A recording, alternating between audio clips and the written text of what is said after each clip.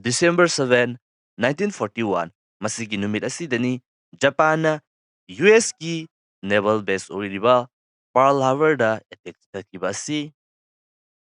mayam pumnamakpu anauba video amada amukka hanna taramnokjari ngasidi ꯑꯩꯈꯣꯏꯒꯤ ꯍꯤꯁꯇ꯭ꯔꯤꯒ ꯃꯔꯤ ꯂꯩꯅꯕ ꯇꯣꯄꯤꯛ ꯈꯔ ꯑꯃꯨꯛ ꯌꯦꯡꯃꯤꯟꯅꯁꯤ ꯏꯍꯥꯟ ꯍꯥꯟꯕꯗ ꯖꯄꯥꯟꯅ ꯑꯦꯌꯔꯀ꯭ꯔꯥꯐꯁꯤꯡ ꯁꯤꯖꯤꯟꯅꯗꯨꯅ ꯄꯥꯔꯜ ꯍꯥꯔꯕꯔꯗ ꯂꯩꯔꯤꯕ ꯌꯨꯑꯦꯁꯀꯤ ꯅꯦꯚꯦꯜ ꯕꯦꯁ ꯑꯁꯤ ꯊꯨꯒꯥꯏꯈꯤꯕ ꯃꯁꯤꯒꯤ ꯃꯇꯥꯡꯗ ꯌꯦꯡꯁꯤ ꯃꯐꯝ ꯑꯁꯤꯗ ꯂꯩꯔꯤꯕ ꯕꯦꯁ ꯑꯁꯤ ꯌꯨꯑꯦꯁꯀꯤ ꯄꯦꯁꯤꯐꯤꯛ ꯐ꯭ꯂꯤꯠꯀꯤ ꯃꯦꯟ ꯑꯣꯏꯕ ꯕꯦꯁ ꯑꯃꯈꯛꯅꯤ ꯑꯗꯨꯒ ꯍꯥꯏꯔꯤꯕ ꯃꯐꯝ ꯑꯁꯤ ꯖꯄꯥꯟꯒꯤ ꯃꯦꯟꯂꯦꯟꯗꯒꯤ 4,000 ꯃꯥꯏꯜꯁ ꯂꯥꯞꯅ ꯂꯩꯕꯅ ꯑꯃꯦꯔꯤꯀꯥꯁꯤꯡꯅꯁꯨ ꯖꯄꯥꯟ ꯑꯁꯨꯝꯅ ꯑꯦꯇꯦꯛ ꯇꯧꯔꯛꯀꯅꯤ ꯍꯥꯏꯕꯁꯤꯗꯤ ꯅꯣꯡꯃꯇ ꯈꯜꯂꯨꯗꯕꯅꯤ ꯃꯁꯤꯅ ꯃꯔꯝ ꯑꯣꯏꯗꯨꯅ ꯌꯨꯑꯦꯁꯑꯦꯅ ꯀꯔꯤꯒꯨꯝꯕ ꯑꯃꯠꯇ ꯁꯦꯝ ꯁꯥꯍꯧꯗꯕ ꯑꯁꯤꯅ ꯃꯁꯤꯒꯤ ꯈꯨꯗꯣꯡꯆꯥꯕ ꯂꯧꯗꯨꯅ ꯖꯄꯥꯟꯅ ꯍꯥꯏꯔꯤꯕ ꯃꯐꯝ ꯑꯁꯤꯗ ꯏꯔꯥꯏ ꯂꯥꯏꯅ ꯑꯦꯇꯦꯛ ꯆꯠꯊꯈꯤꯕꯅꯤ ꯑꯗꯨꯒ ꯆꯠꯊꯈ꯭ꯔꯤꯕ ꯑꯦꯇꯦꯛ ꯑꯁꯤꯗ ꯖꯄꯥꯟꯒꯤ ꯃꯦꯟ ꯑꯣꯏꯕ ꯑꯣꯕꯖꯦꯛꯇꯤꯚꯁ ꯑꯁꯤ ꯀꯔꯤꯅꯣ ꯍꯥꯏꯕꯗꯨꯕꯨ ꯌꯦꯡꯃꯤꯟꯅꯁꯤ ꯍꯥꯏꯔꯤꯕ ꯃꯇꯝ ꯑꯁꯤ ꯖꯄꯥꯟ ꯑꯁꯤ ꯑꯗꯨꯛꯀꯤ ꯃꯇꯤꯛ ꯇꯝꯊꯤꯕ ꯑꯃꯁꯨꯡ ꯑꯗꯨꯛꯀꯤ ꯃꯇꯤꯛ ꯄꯥꯋꯔꯐꯨꯜ ꯑꯣꯏꯕ ꯀꯟꯇ꯭ꯔꯤ ꯑꯃ ꯑꯣꯏꯅ ꯐꯥꯎꯒꯠꯂꯛꯄ ꯃꯇꯝ ꯑꯃꯈꯛꯅꯤ ꯑꯗꯨꯒ ꯄꯦꯁꯤꯐꯤꯛ ꯔꯤꯖꯟ ꯑꯁꯤꯗ ꯃꯍꯥꯛꯀꯤ ꯀꯟꯇ꯭ꯔꯣꯜ ꯑꯁꯤ ꯅꯣꯡꯃ ꯅꯣꯡꯃꯒꯤ ꯑꯗꯨꯃꯛ ꯍꯦꯟꯖꯤꯜꯂꯛꯄ ꯃꯗꯨꯒꯤ ꯇꯥꯟꯖꯥ ꯑꯗꯨꯗꯅꯤ ꯃꯔꯝ ꯑꯁꯤꯅ ꯖꯄꯥꯟꯅ ꯄꯦꯁꯤꯐꯤꯛ ꯔꯤꯖꯟ ꯑꯁꯤꯗ ꯃꯍꯥꯛꯅ ꯀꯟꯇ꯭ꯔꯣꯜ ꯇꯧꯕ ꯃꯇꯝꯗ ꯃꯍꯥꯛꯀꯤ ꯗꯣꯃꯤꯅꯦꯟꯁ ꯑꯁꯤ ꯍꯦꯟꯒꯠꯄ ꯃꯇꯝꯗ ꯌꯨꯑꯦꯁꯑꯦꯅ ꯌꯦꯠꯂꯛꯇꯅꯕꯒꯤꯗꯃꯛꯇ ꯌꯨꯑꯦꯁꯑꯦ ꯑꯁꯤꯒꯤ ꯄꯋꯥꯔ ꯑꯁꯤ ꯍꯟꯊꯍꯟꯕ ꯃꯇꯝ ꯑꯗꯨꯗ ꯖꯄꯥꯟꯅ ꯁꯥꯎꯠ ꯄꯦꯁꯤꯐꯤꯛ ꯔꯤꯖꯟꯒꯤ ꯂꯩꯔꯤꯕ ꯂꯝꯁꯤꯡ ꯑꯁꯤ ꯃꯊꯪ ꯃꯊꯪ ꯂꯧꯁꯤꯜꯂꯛꯄ ꯃꯇꯝꯗ ꯃꯍꯥꯛꯀ ꯂꯝꯕꯥ ꯇꯧꯕ ꯉꯝꯕ ꯀꯟꯇ꯭ꯔꯤ ꯑꯁꯤ ꯌꯨꯑꯦꯁꯑꯦꯅꯤ ꯃꯔꯝ ꯑꯁꯤꯅ ꯌꯨꯑꯦꯁꯑꯦꯕꯨ ꯃꯅꯤꯡ ꯍꯟꯅ ꯂꯩꯍꯧꯅꯕꯒꯤꯗꯃꯛꯇ ꯆꯠꯊꯈꯤꯕ ꯑꯦꯇꯦꯛ ꯑꯃꯈꯛꯅꯤ ꯑꯇꯣꯞꯄ ꯃꯔꯝ ꯑꯃꯗ ꯖꯄꯥꯟ ꯑꯃꯁꯨꯡ ꯌꯨꯑꯦꯁꯑꯦ ꯑꯁꯤ ꯇ꯭ꯔꯦꯗ ꯇꯧꯗꯨꯅ ꯂꯂꯣꯟ ꯏꯇꯤꯛ ꯇꯧꯗꯨꯅ ꯂꯩꯔꯛꯄ ꯀꯟꯇ꯭ꯔꯤ ꯑꯃꯈꯛꯅꯤ ꯑꯗꯨꯕꯨ ꯖꯄꯥꯟꯅ ꯅꯣꯡꯃ ꯅꯣꯡꯃꯒꯤ ꯑꯗꯨꯝ ꯇꯝꯊꯤꯕ ꯍꯦꯜꯂꯛꯄ ꯃꯍꯥꯛꯀꯤ ꯑꯇꯣꯞꯄ ꯂꯝꯁꯤꯡꯕꯨ ꯂꯧꯁꯤꯟꯅꯕꯒꯤ ꯃꯁꯤꯒꯨꯝꯂꯕ ꯑꯦꯝꯕꯤꯁꯟ ꯀꯌꯥꯁꯤꯡ ꯑꯁꯤ ꯌꯨꯑꯦꯁꯑꯦꯅ ꯎꯔꯛꯄꯗꯒꯤ ꯃꯈꯣꯏꯗ ꯊꯥꯎ ꯁꯄ꯭ꯂꯥꯏ ꯑꯁꯤ ꯂꯦꯞꯈꯤꯕꯅꯤ ꯃꯇꯝ ꯑꯗꯨꯗ ꯖꯄꯥꯟꯒꯤ ꯋꯥꯔꯁꯤꯞꯁꯤꯡ ꯑꯗꯨꯒꯤ ꯈ꯭ꯋꯥꯏꯗꯒꯤ ꯃꯔꯨ ꯑꯣꯏꯔꯤꯕ ꯊꯥꯎꯒꯤ ꯁꯄ꯭ꯂꯥꯏ ꯑꯗꯨ ꯌꯨꯑꯦꯁꯑꯦꯅ ꯊꯤꯡꯖꯤꯟꯈꯤꯕ ꯑꯁꯤ ꯃꯁꯤꯅꯁꯨ ꯌꯥꯝꯅ ꯆꯥꯎꯕ ꯃꯔꯝ ꯑꯃꯈꯛꯅꯤ ꯖꯄꯥꯟꯅ ꯄꯥꯔꯜ ꯍꯥꯔꯕꯔꯗ ꯑꯦꯇꯦꯛ ꯇꯧꯈꯤꯕ ꯑꯁꯤ ꯑꯗꯨꯕꯨ ꯖꯄꯥꯟꯅ ꯄꯥꯔꯜ ꯍꯥꯔꯕꯔꯗ ꯆꯠꯊꯈꯤꯕ ꯑꯦꯇꯦꯛ ꯑꯁꯤ ꯈ꯭ꯋꯥꯏꯗꯒꯤ ꯆꯥꯎꯕ ꯑꯁꯣꯏꯕ ꯑꯃꯈꯛꯅꯤ ꯍꯥꯏꯕꯁꯤ 1945ꯇ ꯌꯨꯑꯦꯁꯅ ꯖꯄꯥꯟꯗ ꯑꯦꯇꯣꯃꯤꯛ ꯕꯣꯝ ꯊꯥꯗꯔꯛꯄ ꯃꯇꯝꯗ ꯈꯪꯕ ꯉꯝꯈꯤ ꯖꯄꯥꯟꯒꯤ ꯑꯣꯏꯕ ꯍꯤꯁꯇ꯭ꯔꯤꯗ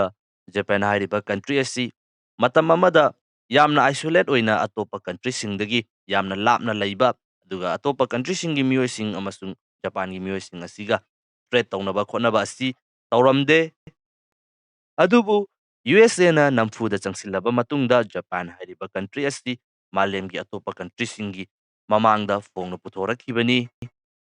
ꯌꯨꯑꯦꯁꯑꯦ ꯑꯃꯁꯨꯡ ꯃꯍꯥꯛꯀꯤ ꯃꯇꯨꯡ ꯏꯟꯗꯨꯅ ꯂꯥꯛꯈꯤꯕ ꯌꯨꯔꯣꯄꯤꯌꯟ ꯀꯟꯇ꯭ꯔꯤꯁꯤꯡ ꯑꯁꯤꯅ ꯖꯄꯥꯟꯗ ꯑꯟꯏꯀ꯭ꯋꯦꯜ ꯑꯣꯏꯕ ꯇ꯭ꯔꯤꯇꯤ ꯀꯌꯥ ꯑꯃ ꯊꯝꯖꯤꯟꯈꯤ ꯑꯗꯨꯒ ꯖꯄꯥꯟꯗ ꯑꯦꯇꯦꯛ ꯀꯌꯥ ꯑꯃꯁꯨ ꯆꯠꯊꯈꯤ ꯖꯄꯥꯟꯅ 19th ꯁꯦꯟꯆꯨꯔꯤꯒꯤ ꯃꯇꯝ ꯑꯁꯤ ꯂꯥꯛꯄꯗ ꯑꯗꯨꯛꯀꯤ ꯃꯇꯤꯛ ꯌꯥꯝꯅ ꯑꯦꯒ꯭ꯔꯦꯁꯤꯞ ꯑꯣꯏꯕ ꯀꯟꯇ꯭ꯔꯤ ꯑꯃ ꯑꯣꯏꯅ ꯑꯣꯜꯂꯛꯇꯨꯅ ꯑꯇꯣꯞꯄ ꯀꯟꯇ꯭ꯔꯤ ꯀꯌꯥ ꯑꯁꯤꯗ ꯏꯟꯚꯦꯠ ꯇꯧꯕ ꯍꯧꯔꯛꯂꯤꯕ ꯑꯁꯤꯒꯤ ꯃꯔꯝ ꯑꯁꯤ ꯍꯥꯏꯔꯤꯕ ꯑꯁꯤꯅꯁꯨ ꯌꯥꯝꯅ ꯆꯥꯎꯕ ꯃꯔꯝ ꯑꯃ ꯑꯣꯏꯔꯤ ꯃꯊꯪꯗ ꯔꯁꯤꯌꯥ ꯍꯥꯏꯔꯤꯕ ꯀꯟꯇ꯭ꯔꯤ ꯑꯁꯤ ꯃꯇꯝ ꯑꯃꯗ ꯑꯗꯨꯛꯀꯤ ꯃꯇꯤꯛ ꯌꯥꯝꯅ ꯄꯥꯋꯔꯐꯨꯜ ꯑꯣꯏꯕ ꯀꯟꯇ꯭ꯔꯤ ꯑꯃꯈꯛꯅꯤ ꯃꯍꯥꯛꯀ ꯑꯣꯟꯁꯤꯟꯅꯕ ꯑꯁꯤ ꯑꯇꯣꯞꯄ ꯀꯟꯇ꯭ꯔꯤꯁꯤꯡ ꯑꯁꯤꯅ ꯑꯗꯨꯛꯀꯤ ꯃꯇꯤꯛ ꯀꯤꯅꯔꯤꯕꯅꯤ ꯑꯗꯨꯕꯨ ꯑꯗꯨꯛꯀꯤ ꯃꯇꯤꯛ ꯆꯥꯎꯈ꯭ꯔꯕ ꯀꯟꯇ꯭ꯔꯤ ꯑꯁꯤ ꯄꯤꯛꯈ꯭ꯔꯕ ꯖꯄꯥꯟ ꯍꯥꯏꯔꯤꯕ ꯑꯦꯁꯤꯌꯥꯒꯤ ꯀꯟꯇ꯭ꯔꯤ ꯑꯁꯤꯅ ꯂꯥꯟꯗ ꯃꯥꯏꯊꯤꯕ ꯄꯤꯈꯤ ꯃꯁꯤꯗꯁꯨ ꯅꯠꯇꯦ ꯏꯁꯇꯔꯟꯒꯤ ꯁꯔꯨꯛ ꯑꯁꯤꯗ ꯖꯄꯥꯟ ꯑꯃꯁꯨꯡ ꯔꯁꯤꯌꯥꯒ ꯊꯪꯅꯗꯨꯅ ꯂꯩꯔꯤꯕ ꯃꯐꯝꯁꯤꯡ ꯑꯁꯤꯗ ꯔꯁꯤꯌꯥꯅ ꯃꯈꯣꯏꯒꯤ ꯐꯣꯔꯁ ꯑꯁꯤ ꯐꯣꯡꯅ ꯊꯥꯖꯤꯟꯗꯨꯅ ꯖꯄꯥꯟꯒ ꯊꯦꯡꯅꯕ ꯉꯝꯗꯕꯗꯒꯤ ꯀꯣꯏꯊꯣꯛꯇꯨꯅ ꯋꯦꯁꯇꯔꯟꯒꯤ ꯂꯩꯔꯤꯕ ꯖꯒꯥ ꯑꯁꯤꯗꯒꯤ ꯃꯈꯣꯏꯒꯤ ꯇ꯭ꯔꯨꯞ ꯐꯥꯎꯕ ꯊꯥꯈꯤ ꯃꯗꯨꯗ ꯐꯥꯎꯕ ꯖꯄꯥꯟꯗ ꯔꯁꯤꯌꯥ ꯃꯥꯏꯊꯤꯕ ꯅꯪꯈꯤ ꯃꯊꯪꯗ ꯕ꯭ꯔꯤꯇꯤꯁ ꯑꯝꯄꯥꯌꯔ ꯑꯁꯤ ꯑꯗꯨꯛꯀꯤ ꯃꯇꯤꯛ ꯄꯥꯋꯔꯐꯨꯜ ꯑꯣꯏꯕ ꯑꯃꯈꯛꯅꯤ ꯑꯗꯨꯒ ꯍꯥꯏꯔꯤꯕ ꯑꯝꯄꯥꯌꯔ ꯑꯁꯤꯗ ꯅꯨꯃꯤꯠ ꯇꯥꯕ ꯂꯩꯇꯦ ꯍꯥꯏꯅ ꯍꯥꯏꯅꯔꯝꯃꯤ ꯃꯦꯞ ꯑꯁꯤꯗ ꯎꯔꯤꯕ ꯑꯉꯥꯡꯕ ꯃꯆꯨꯒꯤ ꯖꯒꯥꯁꯤꯡ ꯑꯁꯤꯅꯤ ꯕ꯭ꯔꯤꯇꯤꯁ ꯑꯝꯄꯥꯌꯔꯅ ꯃꯇꯝ ꯑꯗꯨꯗ ꯁꯟꯗꯣꯛꯇꯨꯅ ꯂꯩꯔꯝꯂꯤꯕ ꯑꯁꯤ ꯕ꯭ꯔꯤꯇꯤꯁ ꯑꯝꯄꯥꯌꯔ ꯑꯁꯤꯅ ꯁꯟꯗꯣꯛꯇꯨꯅ ꯂꯩꯔꯤꯕ ꯃꯐꯝ ꯑꯁꯤ ꯑꯩꯈꯣꯏꯒꯤ ꯃꯥꯂꯦꯝꯒꯤ ꯁꯔꯨꯛ ꯑꯌꯥꯝꯕꯗ ꯂꯣꯏꯅ ꯊꯨꯡꯅ ꯁꯟꯗꯣꯛꯇꯨꯅ ꯌꯥꯝꯅ ꯄꯥꯛ ꯆꯥꯎꯅ ꯂꯩꯕꯁꯤꯅ ꯃꯔꯝ ꯑꯣꯏꯗꯨꯅ ꯑꯩꯈꯣꯏꯒꯤ ꯃꯥꯂꯦꯝ ꯑꯁꯤꯒꯤ ꯈꯣꯡꯖꯦꯜꯒꯤ ꯃꯇꯨꯡ ꯏꯟꯅ ꯃꯐꯝ ꯑꯃꯗ ꯅꯣꯡꯉꯥꯜꯂꯒ ꯃꯐꯝ ꯑꯃꯗ ꯅꯨꯃꯤꯠ ꯇꯥꯕ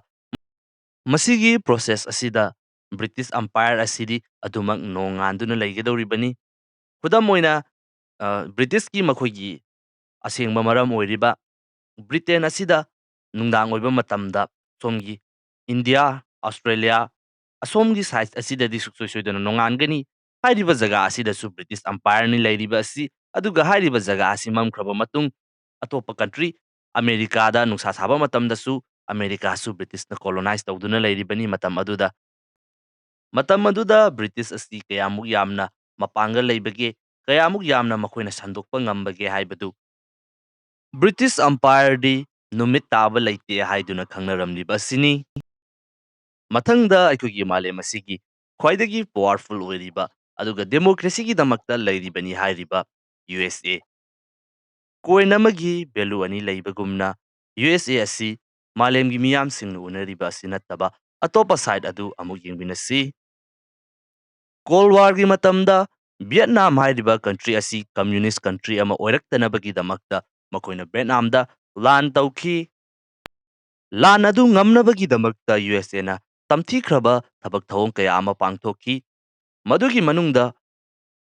gorilla technique sijinnaduna janganda lotuna attack tawrakliba Vietnamese army sing adubu maithiba pinabagi damakta acid amasung chemical kaya ama aeroplane sijinnaduna USA na chaiki.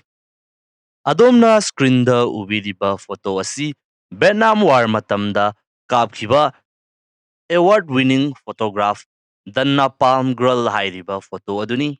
Photo asida uriba asi USA na acid attack sathaba matamda Vietnam gi khungangda leiba angangsing acid na saktheklaba matungda madudagi chelakpagi saktam aduni. Vietnam War ngamnabagi damakta USA na hairiba thak asi phawba tawki atopa kaya amasu leiribani. Photo asi malemgi miyamgi mitmangda thoraklaba matungda Vietnam War gi maikei asi achauba awonba ama lakhi. Mathangda Second World War gi matamda Hitler asi aduki matik racist oiba mioi amakhakni. Mahaki matung inna Germans Aryan asingmasing asina atopa race sing asidagi superior oi haiduna atopa mioi sing asibu makhoigi makhada thamnabagi damakta honakhibani. Masigi lan asida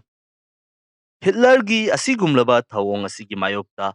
Allied Force da yauduna Hitler gi nephew William Patrick Hitler asi mahaki mayokta lanthengnakhi. Ngasigi oinadi video si matang asida losinjarage anauba video amada amukka hana thengnarasi.